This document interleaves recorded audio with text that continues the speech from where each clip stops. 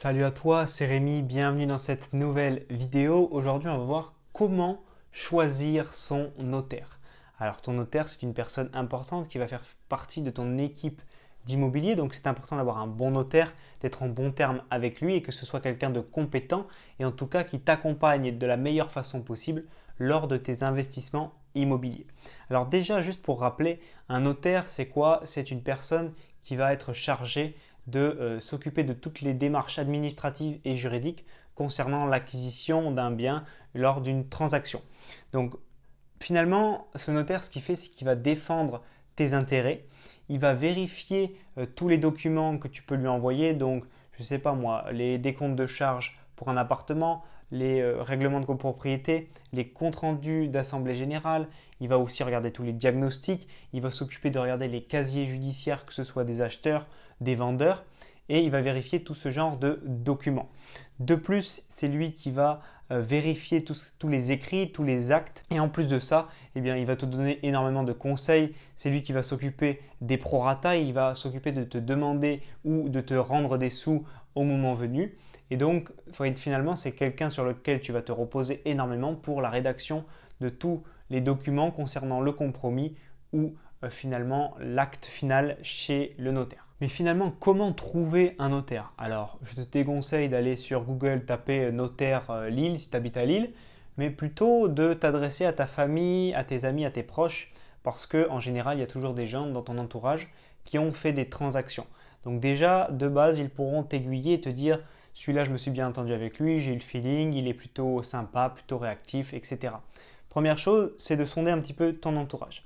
Après, si tu veux être un petit peu plus précis, si tu es focus investissement immobilier locatif, ce que tu peux faire, c'est demander à des agences. Parce que souvent, les agences, ils connaissent très bien les notaires, ils travaillent avec eux, ils se rendent chez les notaires pour la signature des actes finaux en général. Donc, les agences, elles travaillent avec quelques notaires et elles peuvent te recommander quelques notaires. Demande pas un seul nom, demande plusieurs noms pour avoir plusieurs sons de cloche et plusieurs avis. De plus, ce que tu peux faire également, si toujours tu es focus investissement immobilier, c'est demander à des gens, tout simplement des investisseurs qui sont plus avancés que toi. Moi, je connais des investisseurs qui sont plus avancés que moi et des fois, je leur demande conseil sur, pas forcément un notaire parce que j'en ai des bons, mais sur d'autres points, travaux, montages fiscaux, holding, SCI, etc. Donc, peu importe le domaine, peu importe si c'est de l'immobilier ou pas, mais toujours s'adresser à des gens qui sont plus avancés que toi, qui ont fait plus de transactions que toi. Donc, dans le cas précis d'immobilier, demande à des investisseurs qui ont fait déjà 3, 4, 5 deals et avec qui ils sont passés, s'ils ont eu le feeling avec tel ou tel notaire, recommandé par telle ou telle agence. Et comme ça, tu te feras vraiment une idée. N'oublie pas une chose, les notaires ont compétence nationale, c'est-à-dire qu'ils peuvent faire des transactions et s'occuper des transactions partout dans le monde. Si tu habites à Lille et que des investisseurs, mettons des rentiers, te recommandent un bon notaire à Brest et que tu investis à Nice, eh bien c'est pas grave, tu arriveras facilement à le faire. Et si tu as un très bon notaire, peu importe que tu investisses à distance, que lui soit à distance aussi, que vous soyez à distance, il n'y a pas de problème, tout sera possible et l'affaire sera quand même réglée de très bonne façon. Maintenant, on va voir quelles sont les qualités à avoir pour ton notaire. Ton notaire doit être de très bons conseils. Pourquoi? Parce que tu vas voir que tu vas sortir de ta zone de confort complètement. On ne t'apprend jamais comment se déroule un achat immobilier, qu'est-ce que c'est les charges de copropriété, comment elles se décomposent, qu'est-ce que c'est un règlement de copropriété, ce genre de choses-là. Pour lui, c'est évident, mais le fait de te conseiller, de t'expliquer, de prendre le temps, c'est très très bien et c'est une très bonne qualité. Comme je te dis, lui, il sait très bien ce que c'est. Peut-être que tu trouveras des notaires qui ont la flemme de t'expliquer ou qui le font rapidement. Si tu trouves un notaire qui te l'explique bien, qui prend le temps de t'expliquer, ah ben ça c'est un bon décompte de charge, pourquoi il faut que tu demandes les décomptes de charges. Regarde bien si ils appellent 500 tous les trimestres et en fait ils dépensent 1000. Voilà, il t'expliquera pourquoi, quelles sont les bonnes choses à adapter. Si par exemple tu veux faire de la courte durée et que tu veux être sûr que ça fonctionne dans l'immeuble où tu as vu un appartement, eh bien lui, il pourra étudier le règlement de copropriété à ta place, te conseiller, te dire ok, il n'y a rien qui l'interdit, donc tout va bien. De même pour tout ce qui est délai de rétractation, délai entre le moment où tu vas signer le compromis et le moment où potentiellement tu vas aller chez le notaire, il t'expliquera tout ça et il te conseillera du mieux possible. Ça, c'est vraiment une très très grosse qualité qu'il faut qu'il ait vraiment. Deuxième point, deuxième qualité, c'est la vulgarisation des termes. Parce que comme on l'a vu dans le point précédent qui est le conseil, on va parler de choses très complexes, de mots, de textes de loi. Donc les textes de loi, c'est toujours des phrases un petit peu tirées par les cheveux. Mais lui, il connaît tout ça, il comprend ce que ça veut dire. Mais encore une fois, s'il te conseille et qu'il essaye de prendre le temps de bien vulgariser les choses pour que tu comprennes les choses un maximum, c'est le top. Lui, il comprend vraiment tout, il comprend, c'est son métier. Mais s'il explique de façon vraiment simple et de façon à ce que tu comprennes, c'est pas donné à tout le monde et c'est une très grande qualité. Et enfin, la troisième qualité que je vois qu'il faut vraiment avoir pour un notaire, un bon notaire, pour que ton notaire soit vraiment présent pour toi, c'est sa réactivité. Pourquoi? Parce que il peut se passer plein de choses dans un investissement immobilier et par exemple, une chose classique, c'est le fait que tant que tu n'as pas signé ton compromis de vente, tu n'es pas sûr que l'appartement sera le tien.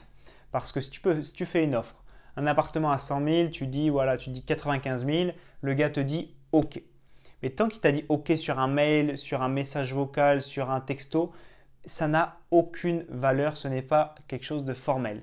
Et si tu as un notaire qui n'est pas réactif, qui te répond une semaine après, qui n'est pas prêt à signer le compromis avant un mois, eh bien, tu peux te faire doubler parce que ton acheteur attend, enfin ton vendeur attend, et peut-être qu'il aura une offre à 96 000 2 semaines plus tard, et si le compromis n'est pas établi, il peut dire oui à l'autre, et toi, tu n'auras rien parce que ton notaire n'a pas été réactif pour mettre les choses en place, faire les démarches nécessaires, organiser un rendez-vous pour signer un compromis, par exemple.